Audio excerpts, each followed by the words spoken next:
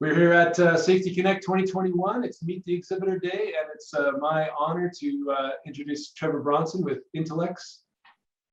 They're a great partner with Safeopedia and a great partner of Safety Connect. So without further ado, I'll turn it over to Trevor. Yeah, thank you so much for that intro, Scott. So my name's Trevor Bronson. I am a strategic development manager here at Intelex. I joined the company January 2019 as a corporate strategy associate working on Intelex's product strategy, our sales strategy, our M&A strategy.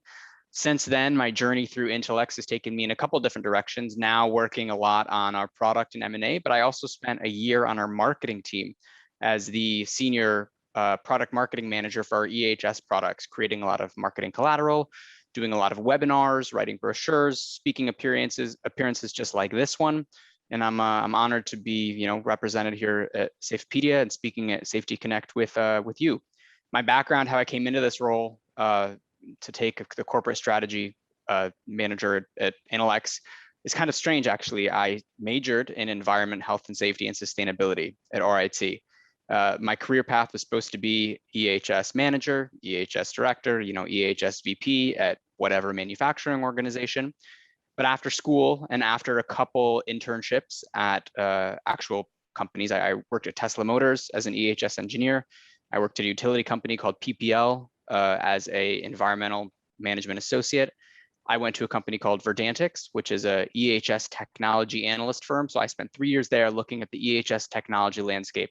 Something truthfully during my college education, I didn't get that much, knowledge on. So I was exposed to that whole world of EHS, right? The technology side of things, fell in love with it, left Verdantix to become an EHS systems analyst at a company called Benjamin Moore, actually working with Intelex, implementing some other EHS technology systems and working in their EHS department more broadly. From there, I came over to Intelex to get back into the technology side of things and do what I can for the EHS world from this perspective. And I absolutely love it. Today, Intelex has been around. I mean, if you don't know Intelex and you're in the safety industry, you're missing something, or you've been living under a rock, hopefully with a hard hat and some steel-toe boots.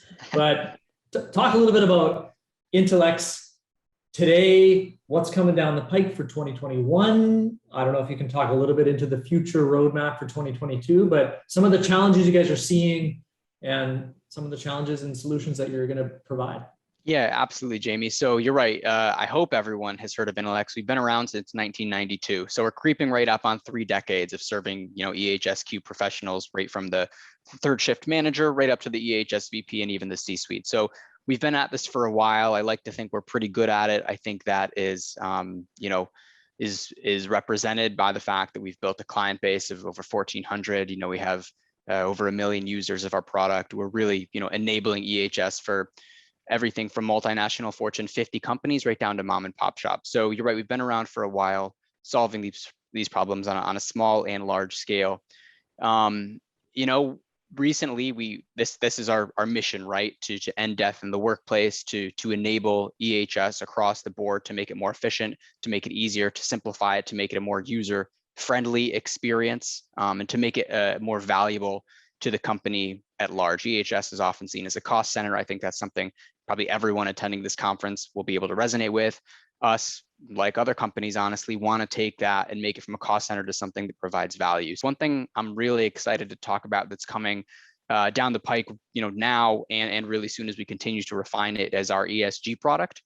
Intelex has been in the EHSQ game for a long, long time. We're seeing ESG all over the place. I'm sure anyone that hops on their LinkedIn feed or attends any kind of event like this, or is getting emails, bulletins, whatnot, is reading about ESG, environment, social governance. So we are too. And because ESG is so closely tied into EHS, we think we are able to offer a really, really strong solution that can help EHS professionals perform ESG. ESG is about reporting. That's a big part of it, reporting to external frameworks and getting your message and your statistics out there. That data is really valuable. But beneath that data is a whole management system, is a million tasks, is initiatives that are driving improvement that are represented in those numbers you eventually report. That's where Intelex is playing. We want to be the management system, that OS behind ESG performance and ESG execution and reporting, of course, but there's so much more to do when it comes to actually tackling ESG. And I mentioned it's really closely tied into EHS. So, to that end, I'll be speaking at Safety Connect early in the morning on Tuesday, 9:30 Central, on ESG and EHS, how and why it's changing the role of an EHS manager, and how EHS managers can expect and need to, frankly, adapt to this new trend in ESG, how it's going to change their role, and how they can really take advantage of the opportunity that ESG is going to provide them. Cool. Do you see ESG rolling up to the VP of Health and Safety, or is it going one level beyond that? Well, it's happening a couple ways. So ESG, the VP of Health and Safety, or EHS, or however it's structured in an organization, is going to have responsibility, as I mentioned, for performing ESG, for executing a lot of the things, because a lot of the stats that the C-suite and investors and the financial community, all these folks that are making ESG what it is today, a lot of the stats that they care about come from the EHS department. If you look at MSCI's kind of sustainability ratings framework, or how they score the companies that they score, you can look at the exact categories, and half of them can tie back into the EHS person's daily job. They've been doing this their whole lives. It's just a bit of a different lens, So it's rolling up to EHS in the sense that EHS has a responsibility for it. We're also seeing the proliferation of sustainability and ESG focused roles. I'm hearing a little more about a VP of sustainability, or a head of ESG, or an ESG director that may have a line directly into the CEO, or maybe the COO. Maybe they're a peer with the VP of EHS. So companies are doing it in a lot of ways. They want to make sure they have visibility into it. They want to make sure they can improve it. The EHS person, no matter how that org structure ends up, is going to be an integral player, a linchpin, honestly, if you will, in making it happen. You mentioned that the EHS department has been seen as a cost center, right? A necessary evil in some cases. And I know, in our journey, speaking to all the safety professionals we have over the course of our existence at Safeopedia, a lot of people talk about the challenges they have from presenting a business case or return on investment, for bringing in new technology for specifically for environmental health and safety. So it might be a little bit early, but it would be really interesting to know what kind of trends you're seeing with ESG, if it's helping to lower those barriers to entry, or if it's creating a new conversation that safety professionals can then bring to the senior management within an organization to kind of loosen the purse strings a little bit in order to get them to invest. Yeah, that's absolutely right, Scott. So, one of the reasons that EHS has always struggled for budget across the board, but for technology also, is because, as you mentioned, it's a necessary evil. You have to comply or you'll be fined. It's something that, if you don't do it, can stop operations, but as long as you're doing it well, it kind of fades into the background. It's not seen as something that drives the organization forward. It's just something, it's a foundational kind of pillar that keeps everything up here, but it doesn't add value.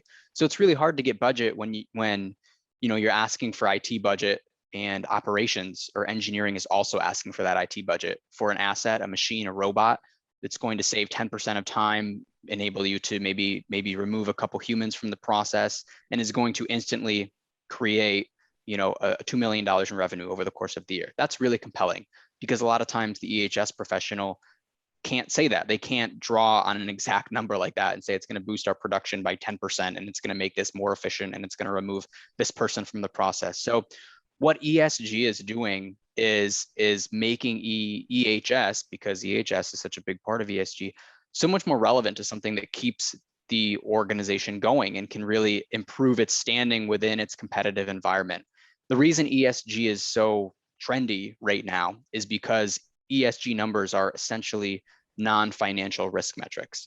The financial community is always interested in making more money, essentially, right? And to do that and to make smart investments and figure out where the market's going to go, they have always looked at financial risk metrics. Look at a company's debt, look at its assets, look how it's operating, look how it's growing. And that is usually indicative of a healthy or not healthy company. But now we're seeing, in the way the world is evolving, ESG metrics becoming a really nice indicator of risk that isn't traditionally financial. So for example, and a sad example, but a very good one, was last year during the kind of throes of the COVID-19 pandemic, when supply chains were shut down, when everything was shut down, the whole world. Right now, of course, it's still around. Of course, we're still dealing with it, but we've in a sense adapted. But people recognized how fragile supply chains were, how fragile companies that didn't have good health and safety policies in place were, how fragile companies that weren't even taking care of their employees, maybe, or had just bad governance in general, how if you had seen those things coming, if you saw the vulnerability there, you may, as a member of the financial community, have better been able to kind of weather the economic storm that was and to an extent is COVID-19. So when you look at ESG metrics, you're looking at non-financial risk metrics that are indicative of a smart investment and a healthy company. Because it's indicative of a healthy company, it means your company is going to be able to receive more investment. It means it's going to be able to jump out ahead of its peers in its competitive environment. Therefore, I know I'm drawing kind of a long flowing line here, but therefore, EHS, because it's a big part of ESG, is going to become more important because ESG can be tied directly into the health and kind of operational success of a company in a way that EHS traditionally hasn't been. So ESG is really that bridge that is going to take EHS and therefore the EHS professional kind of to a level, to a place where it hasn't been and they haven't been. Great. Hopefully we didn't steal the thunder for your sneak peek. No slides here. Just wait till you see the illustrations. Yeah, cool. Yeah, awesome. So you mentioned Safety Connect. You got a coveted speaker spot. That's awesome. We're excited. I'm going to tune in, and I'm also going to learn more about ESG. So I'm going to be hopefully an educated listener and watcher. But you're exhibiting at Safety Connect as well. So you're speaking. You've got a booth. Why did Intelex decide to participate in Safety Connect? Well, we decided to participate in Safety Connect and work with Safeopedia, for a number of reasons. We feel like we have a message that we want to get out there. As you mentioned, we hope people are aware of Intelex, but if they're not, we certainly want them to be, and we want them to be aware of the really great things we're doing. For Safety Connect specifically, with 4,000 plus attendees, with so much thought leadership going on, so many really interesting sessions that frankly I want to attend and learn from. We think this is the place where we want to be, to reach the people that kind of care about what we're doing, that this resonates with, to reach the people that are forward thinking, that are the leaders of the EHS industry. That's the company we want to keep, and we hope they want to keep our company as well. So that's really why we chose Safety Connect. Yeah, awesome. No, thank you. At Safety Connect, you got the booth. What's going on in your booth? Are you guys have live demos, giveaways? Talk a little bit about what's going to happen. Yeah, absolutely. So we're really excited for people to stop by our booth. I won't be there, but some of my capable Intelex colleagues will be there. We encourage people to stop by. We know it's virtual, but come on through. We're going to have exclusive one-on-one time with a lot of members of our Intelex team who can answer questions about the product, answer questions about the market, answer questions about technology. Really, any question you have, bring to them. Our Intelex folks are going to be really, really happy to answer. Our attendees will also be able to take a deep dive into our resource library that we've curated for this event. So I mentioned earlier, I have worked on the marketing team at Intelex. Our resource library is deep. We have many, many resources. We've chosen some of our best ones that can provide value for the attendees at this event, from thought leadership to insights reports to case studies. A lot of these are from and by EHS leaders. So we want to make sure we're providing value to the folks out there so they come away from our booth a little smarter, a little more knowledgeable, and hopefully more excited than they came. Awesome. Well, thanks for speaking with us today. And hey, get to Safety Connect October, get to the Intelex booth, and do not miss Trevor's talk on day 2. Thanks, everyone. Thank you.